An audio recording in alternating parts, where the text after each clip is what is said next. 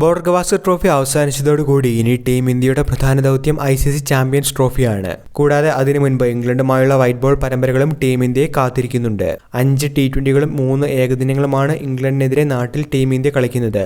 ഈ മാസം 22 മുതലാണ് T20 പരമ്പര ആരംഭിക്കുന്നത്. അതിനുശേഷം ഫെബ്രുവരി 6 മുതലാണ് ഏകദിന പരമ്പര നടക്കാനായിരിക്കുന്നത്. തുടർന്ന് ചാമ്പ്യൻസ് ട്രോഫിക്കുള്ള ഇന്ത്യൻ ടീം UAEയിലേക്കാണ് പോവുക. ഏകദിന ഫോർമാറ്റിലാണ് ഇത്തവണത്തെ ടൂർണമെന്റ് നടക്കാനായിരിക്കുന്നത്. ഇംഗ്ലണ്ടുമായുള്ള പരമ്പരകൾക്കും ചാമ്പ്യൻസ് ട്രോഫിക്കുമുള്ള ടീമുകളെ ഒരുമിച്ച് പ്രഖ്യാപിക്കാനുള്ള നീക്കത്തിലാണ് team India.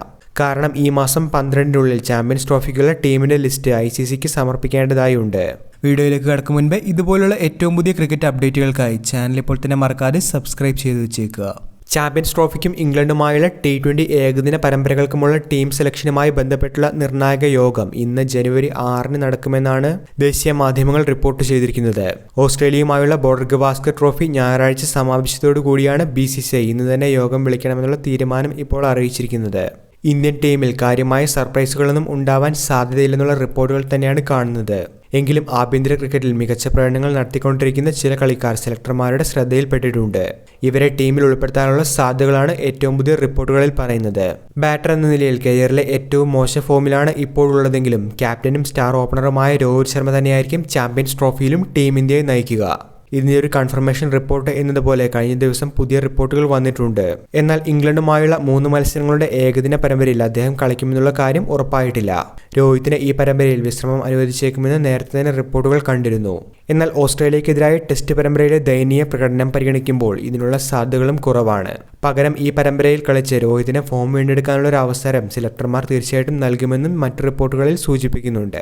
Star pacer Jasprit ബുംറയ്ക്ക് ഇംഗ്ലണ്ടിനെതിരായ T20 ഏകദിന പരമ്പരകളിൽ വിശ്രമമായിരിക്കും. ഇനി അദ്ദേഹം ചാമ്പ്യൻസ് ട്രോഫിയിൽ മാത്രമേ ഇന്ത്യൻ ടീമിനൊപ്പം ചേരുകയുള്ളൂ. മലയാളി താരം സഞ്ജു സാംസണുമായി ബന്ധപ്പെട്ട റിപ്പോർട്ടുകൾ പരിഗണിക്കുകയാണെങ്കിൽ കഴിഞ്ഞ വർഷം ടീം ഇന്ത്യക്ക് വേണ്ടി ഏറ്റവും മികച്ച പ്രകടനം T20യിൽ കാഴ്ചവെച്ച താരമാണ് അദ്ദേഹം. എന്നാൽ ചാമ്പ്യൻസ് ട്രോഫിക്കുള്ള ടീമിലേക്ക് സഞ്ജു എത്തുമോ എന്നുള്ള കാര്യം ഇപ്പോഴും ഒരു സംശയത്തിൽ തന്നെയാണ്. നിലവിൽ ഇംഗ്ലണ്ടിനെതിരായ T20 പരമ്പരയിൽ ഓപ്പണർ റോളിലായിരിക്കും സഞ്ജു എത്തുക. ഏകദിന പരമ്പരയിലും ചാമ്പ്യൻസ് ട്രോഫിയിലും സഞ്ജുവിനെ തഴഞ്ഞേക്കുമെന്നുള്ള റിപ്പോർട്ടുകളാണ് അവസാനം കാണുന്നത്.